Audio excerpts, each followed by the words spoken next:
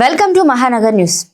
Bharat America వ్యూహాత్మక భాగస్వామ్యంలో ఒక నూతన శకం ప్రారంభమైందని, దీనికి ప్రధాని నరేంద్ర మోదీ, అమెరికా అధ్యక్షుడు డొనాల్డ్ ట్రంప్ బలమైన నాయకత్వమే కారణమని భారత్లో అమెరికా కొత్త రాయబారిగా నియమితులైన సెర్గియో గోర్ అన్నారు.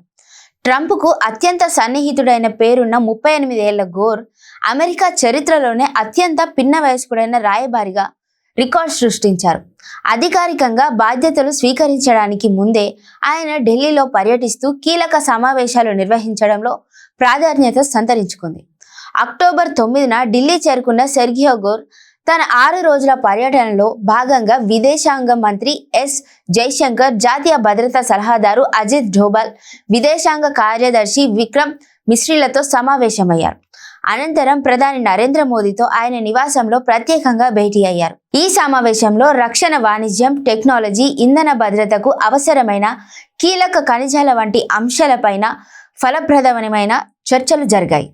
ఈ సందర్భంగా ట్రంప్ పంపిన ఒక ప్రత్యేక బహుమతిని గోర్ ప్రధాని మోదీకి అందించారు. గతంలో వైట్ హౌస్లో ఇరువురు నేతలు కలుసుకున్నప్పటికీ ఫోటోపై మిస్టర్ ప్రైమ్ మినిస్టర్, మీరు గొప్పవారు అని ట్రంప్ స్వయంగా రాసి సంతకం చేసి పంపారు. సమావేశం అయిపోయిన తర్వాత గోర్ మాట్లాడుతూ, ప్రధాని మోదీతో సమావేశం అద్భుతంగా జరిగింది. భారత్తో ఉన్న బంధాన్ని అమెరికా ఎంతో విలువైనదిగా భావిస్తుంది. అధ్యక్షుడు ట్రంప్ ప్రధాని మోదీని ఒక గొప్ప వ్యక్తిగత మిత్రుడిగా భావిస్తారు. నేను ఢిల్లీ బయలుదేరడానికి ముందుగా ఇద్దరు నేతలు ఫోన్లో మాట్లాడుకున్నారు. వారి మధ్య ఈ సంప్రదింపులు రానున్న రోజుల్లోనూ కొనసాగుతాయి.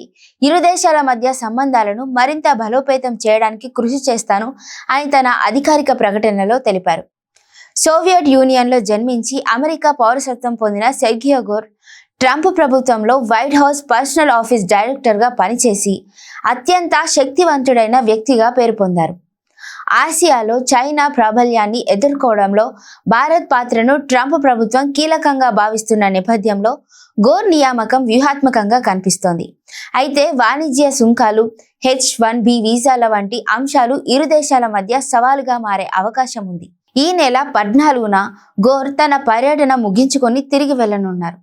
ఆయన పర్యటన మారుతున్న ప్రపంచ రాజకీయ పరిస్థితుల నేపథ్యంలో మోదీ ట్రంప్ 2.0 శకానికి నాంది పలుకుతోందని, ఇది ఇండో పసిఫిక్ ప్రాంతంలో భద్రతా స్థిరత్వానికి దోహదపడుతుందని అంతర్జాతీయ నిపుణులు అభిప్రాయపడుతున్నారు.